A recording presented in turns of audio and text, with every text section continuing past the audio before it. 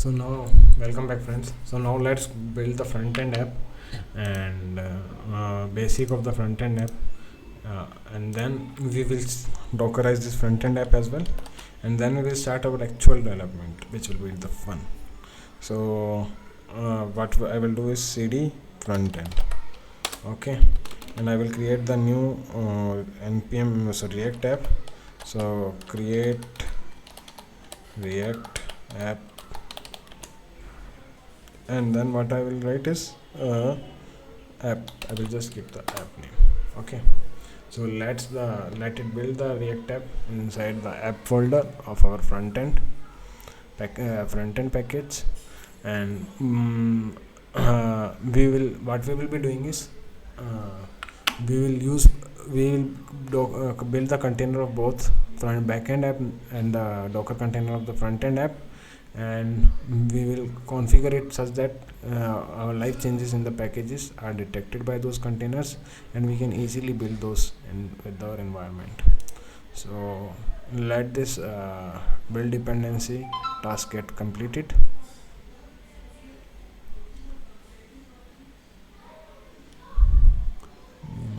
Meanwhile, I will build parallelly the docker compose.yaml file, and I will tell you the purpose of that thing later on.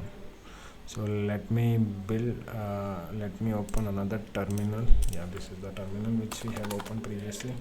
So I will just come out node app touch docker compose.yaml file. Okay, so this is our docker compose.yaml file. I will come to this at the later point of time until our when both the containers are ready. Then we will make so Docker compose is basically to run multiple containers. To run multiple containers in a simpler way, Docker compose.yaml file is used. So let's see if a Docker React app is ready or not. Yeah, so we can see our React app is ready, and it has given us and starting points also: npm start, npm run build. So if you open the front end application and go to package.json, in the scripts we can see npm start. What it will do react, and this is the command it will do: run react script start. If we will do npm run build, it will run this command, and if we do npm run test, it will run this command. So we can see all those commands in the package.json, and our React app is ready. Now what we should do is and they have given the suggestion also: go to the cd app and do npm start, your app will start running. So yeah, npm start is the default app. For other app build tests and reject, we should use npm run build, npm run test, npm start for the start. It will directly take that thing. So any other thing if you add here, that will also be npm run. Suppose you add any other thing here, xyz, so you will have to use npm run xyz. Okay, and our React app is ready. Let's go to the React app. Sorry. So this is the main point, app.js. So this is the main index.js. What it will do, it will render this component app.js, and finally if we run npm run build, it will give the index.js folder in the index.html in the build path, which is rendered. We can render it through the express server, through the nginx, through anything. So let's go here and let's run our React app. So what we can do is npm start. A complete log can be found here. So we should go to the app path. Remember, when we are running an npm start command, there should be package.json in that folder. So we have the app folder where the package.json is there, so we can run npm start here. So it will say, but default port is 3000, I think. So default port, it will say running the app on your 3000 port. Starting the development server. So I can go here and directly see at the 3000 port. So localhost, I can remove this. Actually I can remove here and I can directly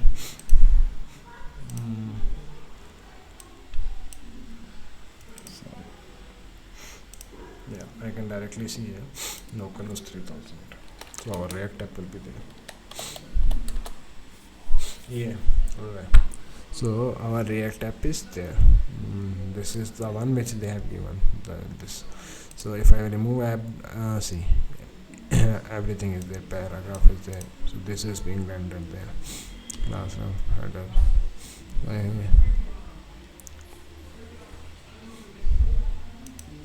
So now what I will be doing is I will create one new folder in the src, and I will say simple div, and inside the simple div we will have a new simple div component. Just I am creating a new simple div component for now. Simple div.js.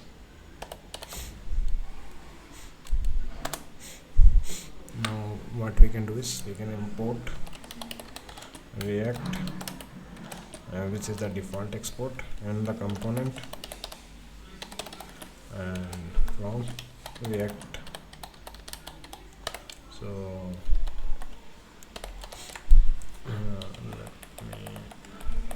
I'm just creating one new component here.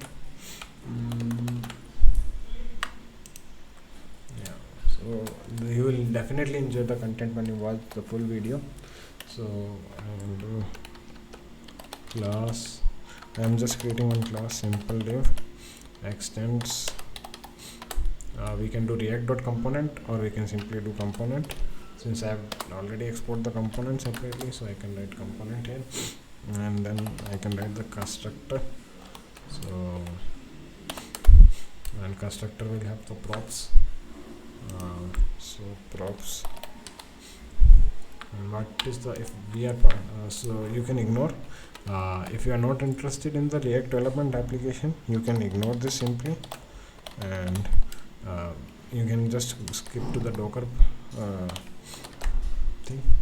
So we have just passed the props, and what we will do is we will set the state. This dot state, we will build one state, and we will put some items. Anything we can put, like fetched data is equals to, let's say, null, and let's keep the state simple at this point of time. And there would be a render function, and yeah, I'm nothing doing, just I'm returning inside the render a div I am returning, and this div will have the button. So this div will have the button, let's say, and this div has, let's say, heading h1, and I will say hi, and I will mark here. Okay, so we can get from the state here, so I can get the data from the state here.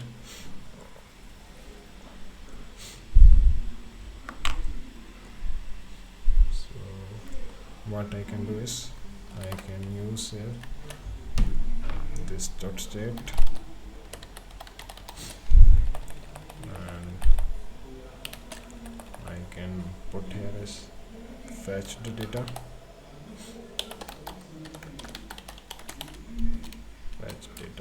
so this dot state.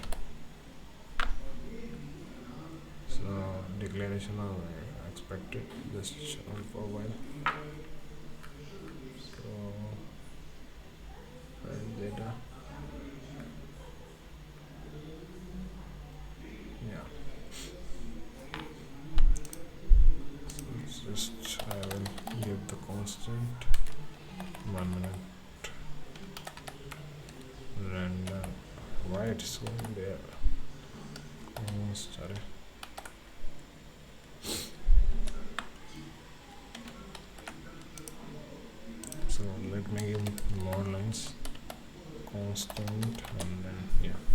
So from what it will do is actually it so this is one of the operator of the node app. So what it will do is it will be destructuring, we say destructuring operator or deassignment.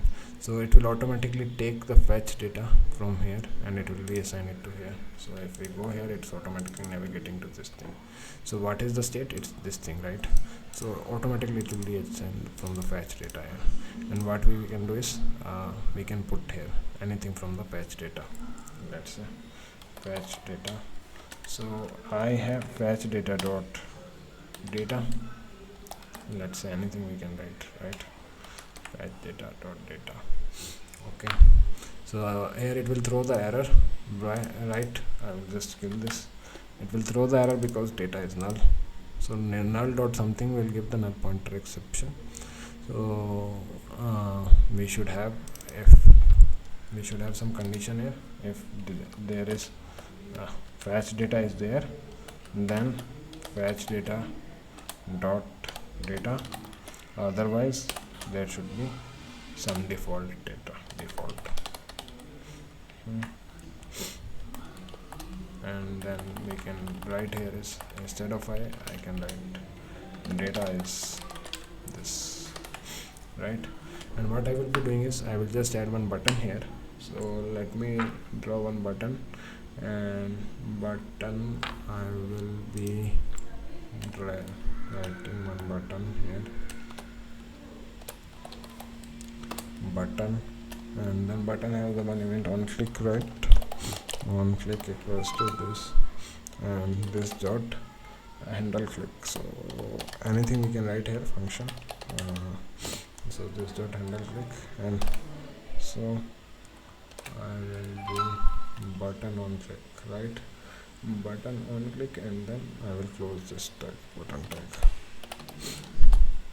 So yeah,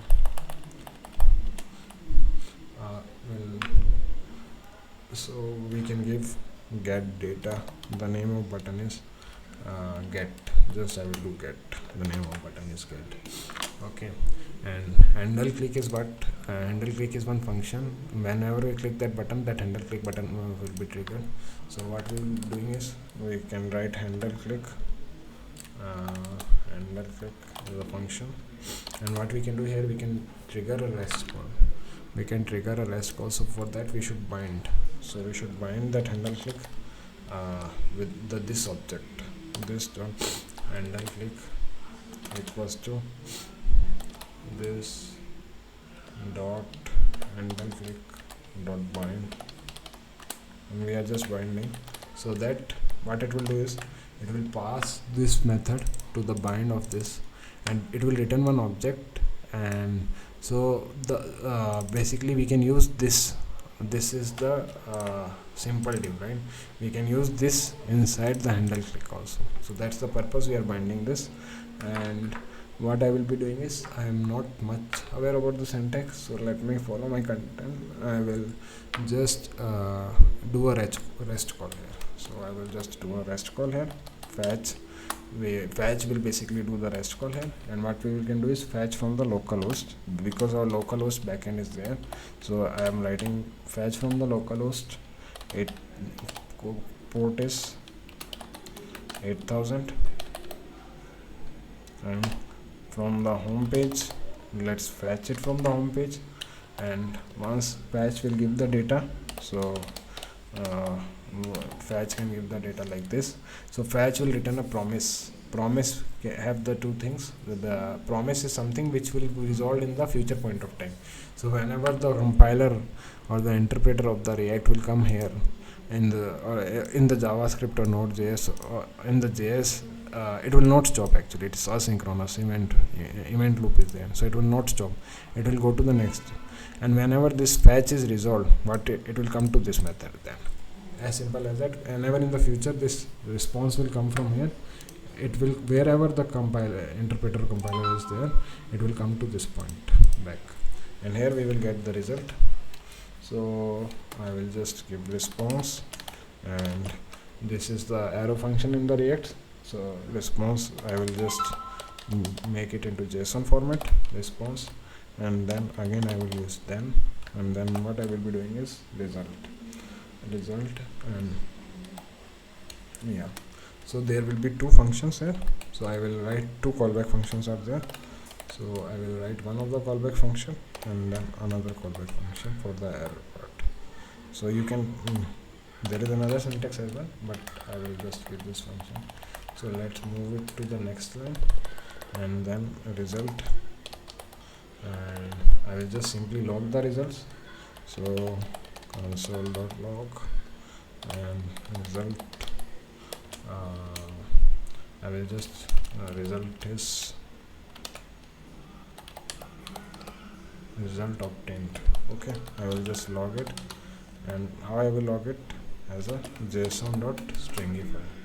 I will stringify the whole content and then log it, the result, right? So I will just log the result, and what I will be doing is I will update it into the state method. So I will update it into the state method. So there is method this dot set state. Basically what happens, if we update the state, whole component in the React reloads. So this dot set state will take the object, updated object. So what I can do is I can do fetch the data is equals to result, whatever result came from there. So just a simple code, don't have a deep dive here. And what we can do is I can just give there one more thing, error equals to null. So let's give it to the new line, error is null. So we are building the React application, and then we will dockerize it. Error is null, and what we will be doing is I will explain this here. So error, again, if we are not updating, error will remain as it is. It will merge it actually. If we are updating, error will get updated here. Okay, here what we will doing is error, and what we will doing is we can again use this dot set state, and again pass this thing, fetch data on the return. So fetch data will be null in this case. That's because there is some error, so I will just set null and error to the error. Okay, yeah, error to the error. So handle click.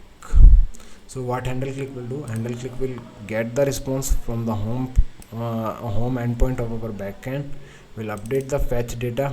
So this is for the fresher, this is the REST endpoint. It can be anywhere on the internet, any server on the internet which is serving the data for our, we have created the server here itself.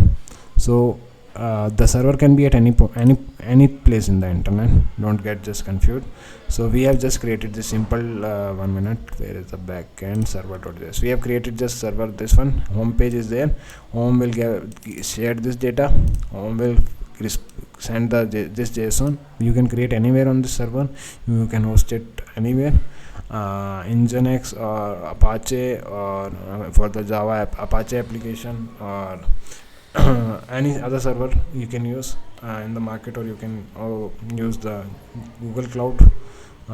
You can deploy it as a serverless application, anything you can do, and you can hit that REST endpoint through any other place with the proper authentication, if the authentication is there. If the authentication is not there, you can simply so this is the front end application. We are directly hitting on this URL and getting the response and updating it to the state. Once the state is updated, what React application do, it updates the component, it reloads the component. So once the state is there, what I will do is fetch data.data. I will get the data from there. If the fetch data is there, then I will get the data. If fetch data is not there, I will put the default data. Okay, so this will render the thing, and I think this is sufficient. I will export this one, export default. So default means I'm exporting it. We can have one default export, and I'm exporting this default export. So this was the default export from the React application. if we will see here, this will be the default. Export. So it's the actually it's going to the description, not to the original file. It's going to the definition. So but it's the default export. Okay, so what I will do, I will do the default export simple div. So just I have created one simple div just for reference, and what I will do, I will use this simple div. So I will use this simple div, I will import the simple div here, import simple div. It's automatically taken as the path from the simple, and what I can do is I can refer it here, simple div.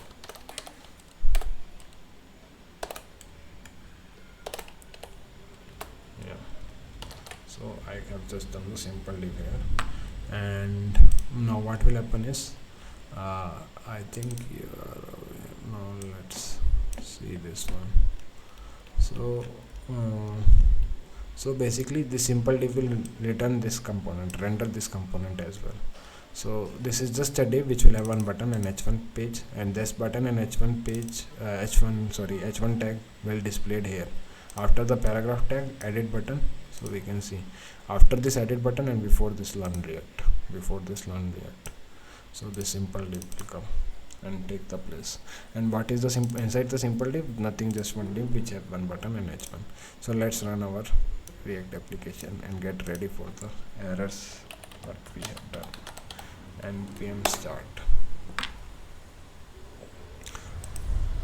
So our backend application should be also running. So I will just run our backend application. Let's see, the Docker container is run, that is also fine. We will just simply run our backend application otherwise.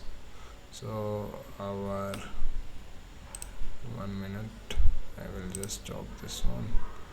I will just see the Docker is up or not. Docker container sudo docker ps-a, asking for the password. So I have closed this container, so the container is not up. So let's run this. Is a node application directly running? No. So let's run this container, docker start.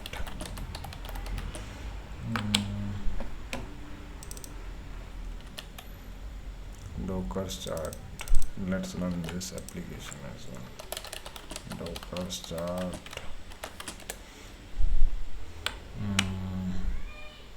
So I will have to give permission, excuse me, sudo docker start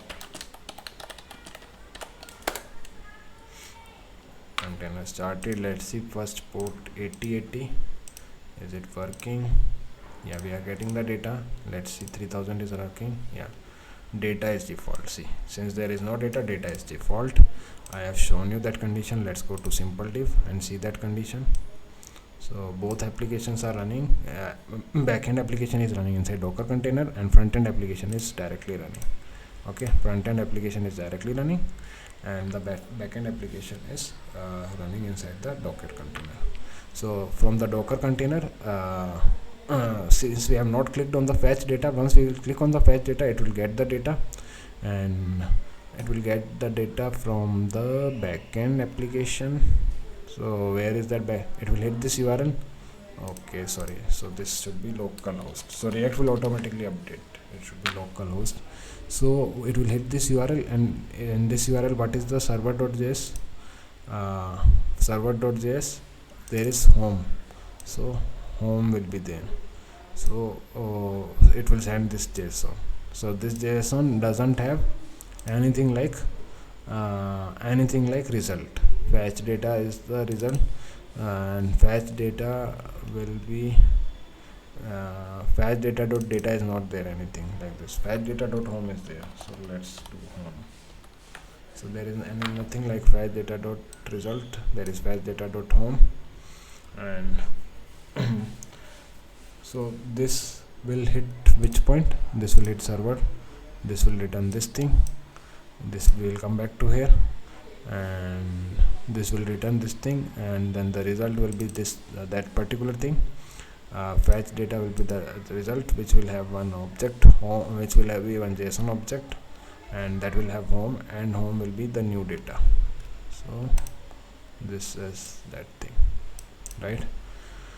So this will get displayed here. So let's click and see whether it happens or not happens. So I inspect network and run.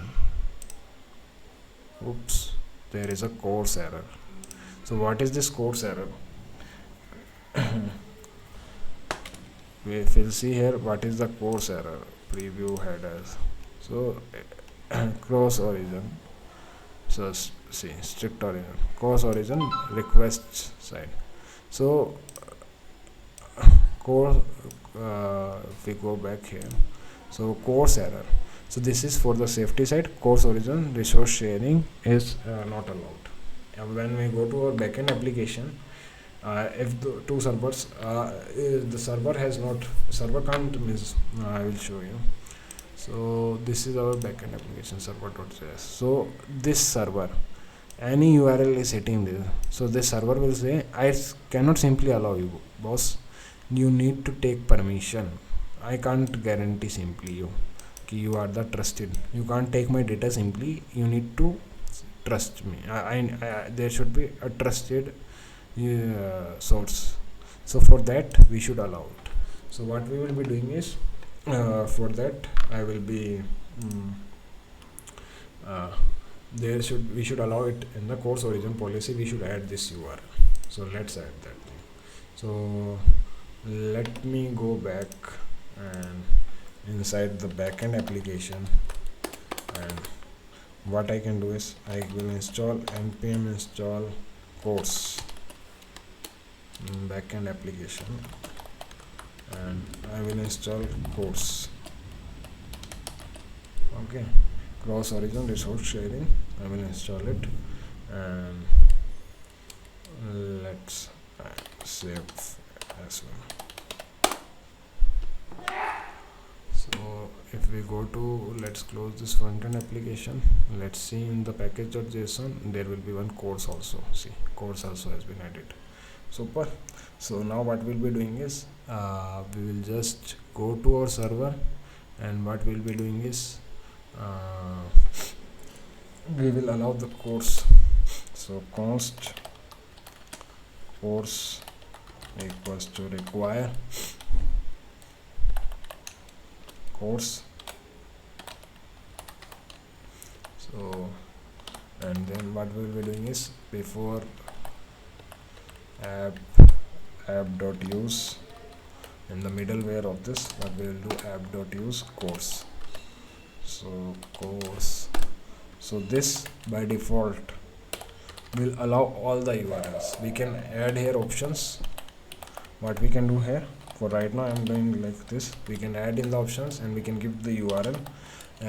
We can give the URL, which URL can hit this application, and we can send the response. So right now I have kept it simple. It will allow all the URLs, but we can add the list of URLs which we trust. So those URLs it will allow and send the response. Otherwise it will not send the response to any simple application. Okay. So yeah, now since our container was up, I have to stop the container and rebuild the image. So so what I will be doing is, I will stop the container, docker stop,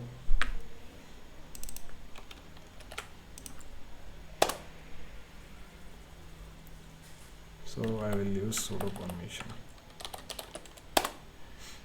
Yeah, stop.